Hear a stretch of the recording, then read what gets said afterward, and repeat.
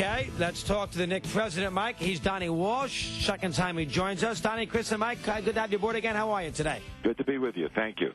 Donnie, welcome. And I think we can cut to the chase here pretty quickly, because I think the Knicks fans and the media is pretty confused by what's going on from this standpoint. I think everyone thought when you came that the move was going to be towards, let's bottom this thing out finally, get under the cap and try and build something special. And now you go for a coach who we feel is a guy who's kind of a win-now, successful coach. So it looks I would like disagree with that right away. I really would disagree. So which way are you going? Do you want to win immediately, or you want to try and break this thing down and get under the cap? Well, yeah, I would disagree with the fact that Mike D'Antoni's a win-right-away guy. I think he's gone into situations like this where the team hasn't been performing, and he's been able to go in and get guys to play better than they have before. And so I think that's part of the equation here, that we've got to find out with some of the guys we have on this team, you know, when you're losing, nobody looks good. So we've got to find out what guys are players that you can rejuvenate and get them playing up to a certain level. Then we've got to find out what do we got to add to this team to make it a competitive team. And at the same time, and I said this the last time I was on these shows, is we've got to try to find a way to get under the cap or stay under the cap and be a player in free agency. So those are the goals, and they haven't changed with the coach. What I got with the coach is a partner that I can go through this with, a guy that's been through this kind of a process, and I think understands it and won't panic with it. He'll do the right things.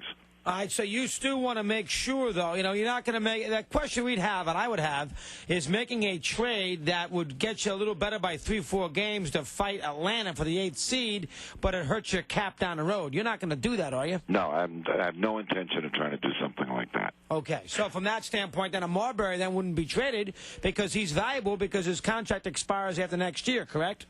Well, I'm not going to say anybody's going to be traded or not going to be traded. We'll look at every situation. And the one thing I won't do is to trade a guy that's an expiring contract, a big contract, for two players that are going to go out 4 years. Okay, so that eliminates that. And okay. so your chief, even though you hired D'Antoni, Donnie, your still chief thing here is to get this team eventually under the cap.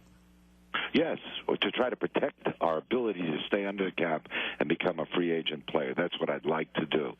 And I told Mike all of this, all right? And he was okay with that? Yeah. Even if it meant losing for a couple of years? Well, we're not going to accept losing. And that's why I wanted to get a good coach. Well, listen, if you can do both, you're Houdini. So if you can get, if you can manage to win 50 games with this team, Don, God bless you. And get under the cap doing it, God bless you. I mean, but that's awful hard to do. Well, I'm not. You guys are assuming you got to go out and get, some high-paid guy that's going to take you out forever. I think if you can rejuvenate some of the players that are on this team already, and put some people around them, I think you can make it competitive. Because let me tell you something: if you don't become a competitive team when the time comes for going in the free agent market, then the better free agents aren't going to want you. All right, I did not hear you say this verbatim, but it has been depicted everywhere that you said you wanted a defensive coach. Did you say you wanted a defensive coach?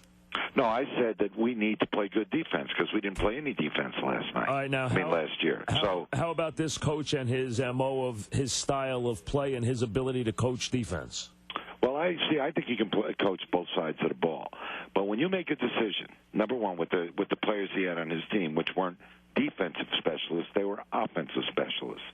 But when you make a decision to go up and down the court as fast as they do, then there are far more possessions in the game for both you and the other team. So as a result, you're going to score more points, but the other team's going to score more points.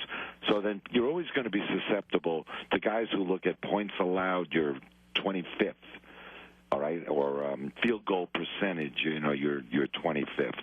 But they don't look at the differential, which says I scored this amount and the other team scored this amount. And to me, that's the barometer, because then the style doesn't mean that much in the sense that if you walk the ball up the floor, then you're going to have lower scores, so points allowed is going to look good. Right. People are going to shoot from the outside, so you're going to have lower percentages. That's a lot different than going up and down the floor where it's a little looser. But you guys, your team has the ability to stop people at the right times and to help each other at the right times. And I saw his system. He didn't always have the players that could have helped him in his system, and that's something that we need to try to do here.